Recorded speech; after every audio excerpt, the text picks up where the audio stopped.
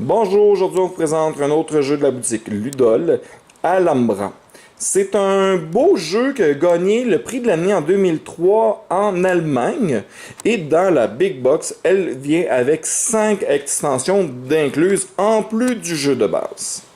C'est un jeu compétitif de 2 à 6 joueurs, ce qui est intéressant donc de pouvoir jouer jusqu'à 6 joueurs, 8 ans et plus, d'une durée de 45 à 60 minutes.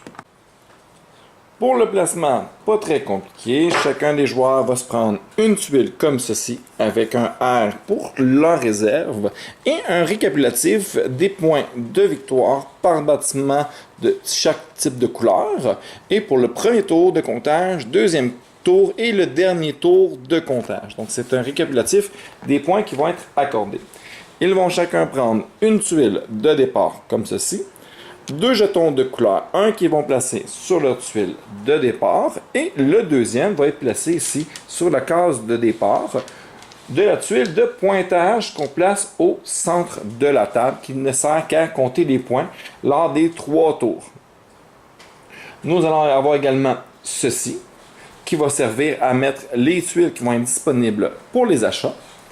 Nous allons avoir justement un paquet de tuiles comme ceci avec des bâtiments de diverses couleurs, qui sont justement les couleurs qui sont ici. Donc nous avons du bleu, du rouge, du brun, du blanc, du vert et du mauve, et chacun avec un chiffre qui représente son coût. On va prendre toutes ces tuiles-là, on les mélange et on va les mettre dans un beau petit sac, comme ceci, pour en faire la pige. Nous allons en tirer 4 au hasard que nous allons placer sur chacun des emplacements pour les achats. Puis, nous allons voir un beau paquet de cartes d'argent comme ceci.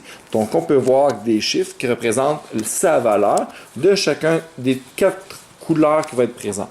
Nous avons jaune, bleu, orange et vert. Donc, on prend toutes ces cartes-là et on prend soin d'en retirer 2 du paquet. Les 2 cartes vont être ça ici. Nous avons justement le premier décompte de points et le deuxième décompte de points. Ces 2 cartes-là étant mises de côté, ces cartes-là, nous les mélangeons et nous allons distribuer de l'argent à chacun des joueurs. Donc, on commence ici, on a 7. On continue jusqu'à temps qu'on arrive jusqu'à une somme totale de 20 ou plus. Donc 7, c'est pas suffisant. On continue, on en tire une deuxième. Nous sommes rendus à 9. On en tire une deuxième, nous sommes rendus à 18. On en tire un autre. Et voilà, nous sommes à 20 et plus. Super. Donc, voici les cartes pour ce joueur. On continue. Donc ici, nous avons 4. Nous sommes à 10. 12. Et voilà, nous sommes, non, 12, 19. Et voilà, nous venons de dépasser. Super, ce sont les cartes du prochain joueur. On continue. 2, 7, plus 6, 13, 14, 14 plus 7, 21. Excellent. Maintenant, pour déterminer qui est le premier joueur, c'est le joueur qui a eu le moins de cartes. Si on voit 5 cartes, ici, ce joueur en a reçu 5, alors que ce joueur n'en a reçu que 4. Ce joueur va donc être le premier joueur, celui qui va commencer. Après ça, le reste des cartes, on va les diviser en 5 paquets, le plus égal possible. Donc, par exemple,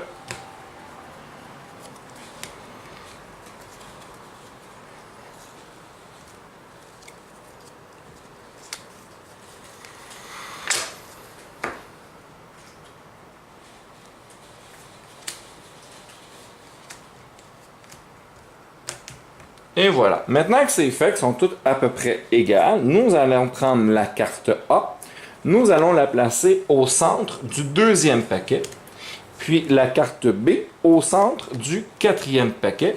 Et nous allons simplement les empiler. Donc le 4 va sur le 5, le troisième paquet sur le 4, le deuxième sur le troisième et le premier sur le deuxième. Voilà. Nous avons formé la pioche et nous allons tirer les 4 premières cartes.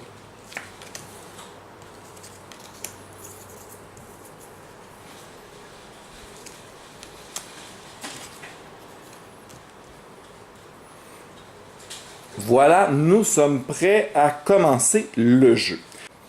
Le but du jeu, ça va être d'étendre nos terrains dans le but d'aller chercher les majorités dans chacune des catégories. Et chacune des catégories va vous rapporter des points en cours de partie. Donc, lorsque nous allons tirer la carte A, tout de suite, on va arrêter le tour.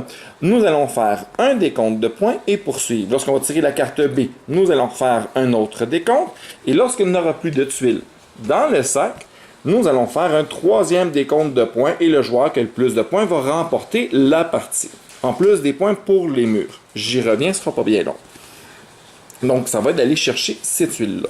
Durant votre tour, vous pouvez faire une des trois actions suivantes. Soit, numéro 1, d'aller chercher de l'argent. Ce n'est pas très compliqué. Vous voyez ici, présentement, nous avons 5, 5, 5 et 9. Donc, en tant que joueur, je décide d'aller me chercher la carte de mon choix. Donc, je peux aller me chercher une carte de 9 points. Je peux également aller en chercher plusieurs, tant et aussi longtemps que le total des cartes ne dépasse pas 5. Donc, si par exemple, nous avions plutôt quelque chose comme ceci, il me serait possible d'aller récupérer plusieurs cartes. Comme par exemple, je pourrais récupérer ces deux cartes-là, puisque son total ne dépasse pas 5, ou encore ces deux cartes-là. Je pourrais également récupérer ces deux-là ou ces deux-là. Si j'aurais un autre 1 ou un 2, mais je peux même récupérer plus que deux cartes, il n'y a pas de problème. Tant aussi longtemps que le total est de 5 ou moins. Deuxième action qui est possible de faire, c'est d'aller acheter une des tuiles. En plus, on peut voir la valeur. Donc, on a pu voir tantôt que les mauves ici valent plus cher en points. Après, c'est les verts, les blancs, les bruns, les rouges et les bleus. Bien, ça tombe bien, justement, on a une carte verte qui serait dans les plus payantes. Personne n'a encore pris. On peut voir que la carte, présentement, en devise en vert, coûte 11. Donc, je regarde les cartes en main. Et est-ce que j'ai 11 dans mes mains? Non, je n'ai que 9 maximum. Je ne suis pas capable de l'acheter. Je peux voir que j'ai 6 en orange, mais présentement, le orange coûte 8. Et si je regarde, par exemple, au niveau des bleus, j'ai 9 bleus. Je peux voir que ici coûte 5. Vous remarquerez également, faire bien attention, ici, c'est pas des bleus que ça coûte 6 jaunes. Il faut vraiment porter une attention à ça. Ça peut porter à confusion en début de partie. Donc, je pourrais tout à fait, si je souhaite, payer mon 9 bleu pour aller chercher mon 5 qui est là. Excellent. Je paye 9. Je récupère la tuile. Ceci étant mon action. Et je vais devoir placer la tuile. Donc, tout de suite après avoir fait l'acquisition d'une tuile, vous pouvez la placer. Pour la placer, il faut qu'elle touche un côté. Donc, si je la place sur un coin comme ceci, ce n'est pas valide. Je ne peux pas non plus la placer plus loin, ce n'est pas valide. Il faut qu'elle touche. Deuxième des choses, vous remarquerez ici que j'ai des lignes noires ici alentour. Ceci étant des murs qui bloquent le passage. Pour placer un mur, il faut qu'évidemment soit que j'ai rien ou qu'il y ait un autre mur avec qui ça correspond. Et le mur ne peut pas non plus empêcher. Il faut que je puisse me rendre à la tuile. Grosso modo. Donc ici, je vais être obligé de placer la tuile comme ceci. Parce que pour que je puisse me rendre à la tuile, vous voyez que le chemin passe, il n'y a pas de problème. Si je la place ici, deux problèmes. Premièrement, je suis incapable de me rendre parce que je ne peux pas traverser les murs. Deuxièmement, mon mur n'est pas conforme puisqu'il n'est pas face à un autre mur. Je ne pourrais pas la placer ici parce que j'ai le même problème et je ne pourrais pas la placer ici. Donc, je n'ai pas le choix de la placer ici si je souhaite la placer. Mais je pourrais décider, plutôt que de la placer, de la prendre et la mettre en réserve pour la placer plus tard. Aucun problème avec ça. Mais on va dire que je décide de placer ma tuile ici. Une fois que j'ai fait l'acquisition d'une tuile, je dois en prendre une autre dans le sac et je la place. Maintenant, il y a une nouvelle qui est disponible, qui est un 5 bleu. La troisième action qui serait possible de faire, si par exemple, je l'avais placé ici, dans mes prochains tours, je pourrais, au lieu d'aller chercher une carte ou au lieu d'aller chercher une tuile, je pourrais prendre une tuile de ma réserve et la placer. Ou d'aller chercher une tuile présente et la placer dans ma réserve. Ou encore échanger deux tuiles. Si vous auriez une tuile ici dans votre réserve et une autre de placer pour une seule action, vous pouvez les échanger, tant et aussi longtemps qu'elles respectent les règles de placement. Donc, le premier joueur a joué, il a payé pour aller chercher la tuile blanche, a placé une nouvelle tuile, fin de son tour, c'est au deuxième joueur. Le deuxième joueur regarde, il est très intéressé à aller chercher justement du vert. On a un gros 9 verts ici de disponible. Il décide, plutôt que d'aller chercher une tuile, d'aller récupérer de l'argent. Il la rajoute à sa main. Il n'y a pas de nombre maximum au nombre de cartes qu'il peut avoir en main. Fin de son tour, il a pris une carte. Super, on remplace une nouvelle carte et ça vient le tour du prochain joueur. Le prochain joueur regarde sa main et ici, il s'adonne qu'il a justement 5 bleus et que le bleu coûte 5. Lorsqu'on dépense un nombre parfait, on peut non seulement la récupérer à moindre coût, mais en plus d'avoir gagné une tuile immédiatement qu'il va devoir placer, il peut jouer un deuxième coup d'affilée. Mais la carte ici n'est pas encore remplacée. Ce qui veut dire qu'il pourrait aller acheter encore s'il a assez d'argent. Donc ici dans le vert, il n'y a pas assez, ça coûte 11, il y a 8. Dans le bleu, il n'y a plus de tuiles et dans l'orange, il n'y a pas assez. Mais il va pouvoir en profiter pour aller récupérer un beau 8 vert qu'il rajoute à sa main. Et cette tuile-là doit être placée. Il y a deux places qu'il peut la placer. On rappelle qu'ici, ce ne serait pas valide, là non plus, puisqu'il ne peut pas se rendre et que la position des murs ne serait pas respectée. Mais il peut la placer comme ceci ou comme ceci. Et voilà, excellent, c'est placé.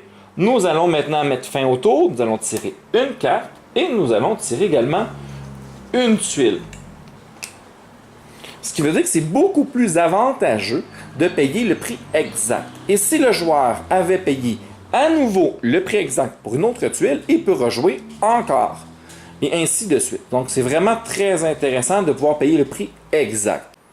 On revient ici le tour du premier joueur. Le premier joueur regarde qu'est-ce qu'il a. Il n'a pas assez pour acheter du vert. Il n'a pas assez pour acheter du orange. Il décide donc d'aller récupérer une autre carte verte. Mais fin. À son tour, le deuxième joueur ici. Même chose, va regarder qu'est-ce qu'il a. Il n'a pas assez pour acheter du vert. Il n'a pas assez pour acheter du jaune. Au niveau du bleu, ça tombe bien, il y a un 7 et la tuile coûte exactement 7. Super. Il va aller la chercher. Il va pouvoir la placer et rejouer immédiatement. Excellent.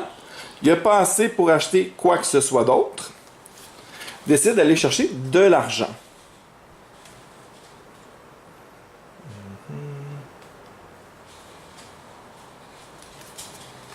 Et voilà. On retourne une carte. On remet une autre tuile. Le prochain joueur joue et ainsi de suite. Si on continue un peu, par exemple, au niveau du placement, comme là, ici, au niveau du vert, nous allons pouvoir aller acheter justement une belle grosse carte. Un beau vert ici. Au niveau du placement, donc, cette carte-là, vous remarquez quand j'ai payé, je n'ai pas reçu le change. C'est tout à fait normal, je ne reçois jamais le change. Donc, tout l'excédent est perdu. Par la suite, cette tuile-là, évidemment, je peux la placer n'importe où ici alentour. Je peux la placer également là. Puisque de ici à ici, je ne traverse pas de mur. C'est donc autorisé. Mais je n'aurais pas pu la placer là, puisque le mur n'est pas face à un mur et que je ne me rends pas à la tuile. Même chose ici. Puis ça ici, hein, on rappelle que la diagonale ne compte pas, donc je ne serais même pas capable de me rendre, en plus du fait que mon mur n'est pas face à un mur, donc ce n'est pas autorisé. Je pourrais placer par exemple ma tuile comme ceci, ça me semble bien, excellent. On passe au prochain joueur. Le prochain joueur, évidemment, on va rajouter une tuile.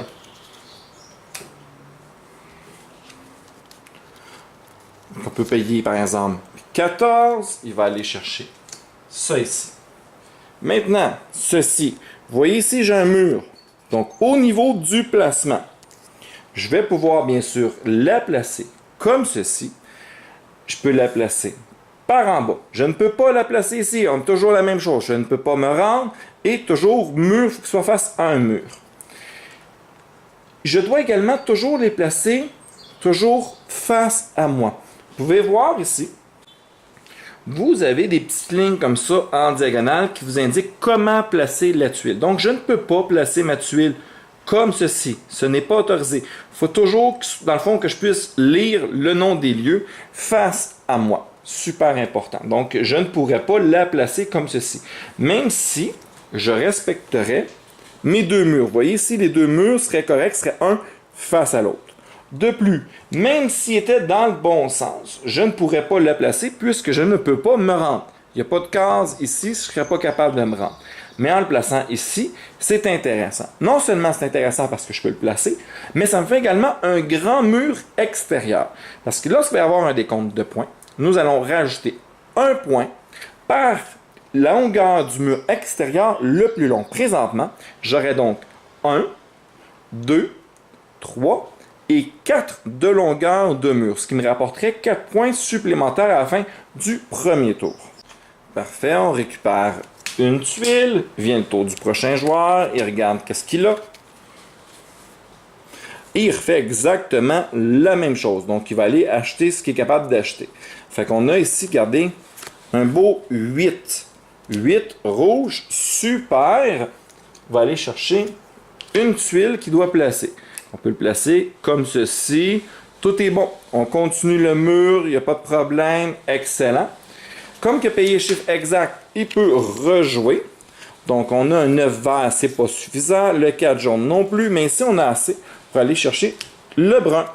Excellent. On dépense les cartes. Vous voyez que je peux utiliser plusieurs cartes pour faire un seul achat, il n'y a pas de problème. Vous voyez mon mur? Super! Je pourrais le mettre ici, ça respecte le mur.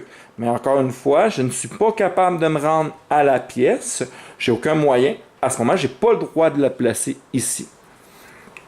Je vais donc être obligé de la placer là, là ou là. Il n'y a pas de problème. Voire même ici, si je le souhaite. Il n'y a pas de problème puisque je peux me rendre et que mon mur n'est pas en interdiction pour le moment. Autre règle importante, je ne peux jamais laisser un œil qui appelle. Ce qui veut dire un trou entre 4 cases. Ce qui veut dire, par exemple, que si j'aurais continué à placer des tuiles comme ceci, je ne pourrais pas venir mettre une tuile là. Puisque je vais avoir un trou au centre. Je ne peux jamais avoir un trou entre 4 tuiles. Et nous continuons comme ceci. Jusqu'à temps qu'on tire la première carte de décompte de points. À ce moment-là, on arrête. La carte, évidemment, va être défaussée. Et on fait notre premier décompte. Il est très simple, tout est indiqué sur la carte. Donc, on regarde quel joueur qui a le plus de bleus. Donc, ici, j'en ai aucun. Ici, le joueur vert a 3 bleus et le joueur bleu n'en a pas. Donc, c'est le joueur vert va donc faire 1 point. Par la suite, on regarde pour les rouges. Donc, ici, on a 0 rouge. On a un. En cas d'égalité, on va se partager les points avec chaque personne qui a eu l'égalité à l'infériorité. Ici, donc, 2 partagés en 2, ça fait 1 chacun. Tout est beau, ils ont chacun 1 point. Si les 3 n'auraient eu, donc 2 divisé par 3 fait moins que 1, personne n'aurait eu de point. Mais ici, le vert fait un deuxième point et le bleu fait son premier point. Nous passons maintenant au brun. 0, 1 et 2. Et non, 3, pardon, pour le joueur bleu. Donc, le joueur bleu va aller faire 3 points. 1, 2 et 3. On continue avec les blancs. Ici, on a 4 blancs, 1 blanc, 0. Le joueur blanc va donc aller faire 4 points. On continue avec les verts. 0, 2 et 2. Les deux joueurs, donc ici vert et bleu, vont se partager 5 points. Ce qui fait 2,5. 2,5 à l'infériorité fait 2. Donc chacun va aller faire 2 points. Donc, nous avons 2 points pour le bleu et 2 points pour le vert. On continue avec les mauves. Les mauves, on en a 2 ici. 0 et 1. C'est donc le joueur blanc qui va aller chercher 6 points supplémentaires pour un total de 10.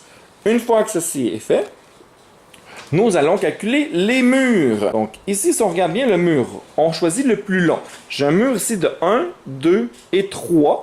J'ai un autre mur ici, continu, de 1, 2, 3, 4, 5 et 6. 6, super, ça va donc faire 6 points supplémentaires pour le blanc, pour un total de 16. Le joueur vert, quant à lui, il y a 1, 2, 3, 4, 5, 6, 7, 8 points pour son mur le plus long. Donc 8 plus 4, 12. Finalement, le joueur bleu a 1, 2, 3, 4, 5, 6, 7, 8, 9, 10, 11, 12 points de plus. Pour un total de 18 points, c'est lui qui prend la tête grâce à son mur. Je précise ici que les points sont pour le mur extérieur. Donc si par exemple, je termine comme ceci, ce qui est valide, parce que vous voyez ici, mur contre mur, il n'y a pas de problème, je suis capable de me rendre, tout est beau. Même chose ici, mur contre mur, je suis capable de me rendre, tout est beau. Mais lors du décompte de points pour le mur, c'est le mur extérieur. Donc ça ici n'est pas un mur extérieur, ça non plus. Ce qui veut dire que ça ferait 1, 2, 3, 4, 5, 6, eux autres comptent pas, 7, 8, 9, 10, 11. On aurait eu 11 points ici pour le mur.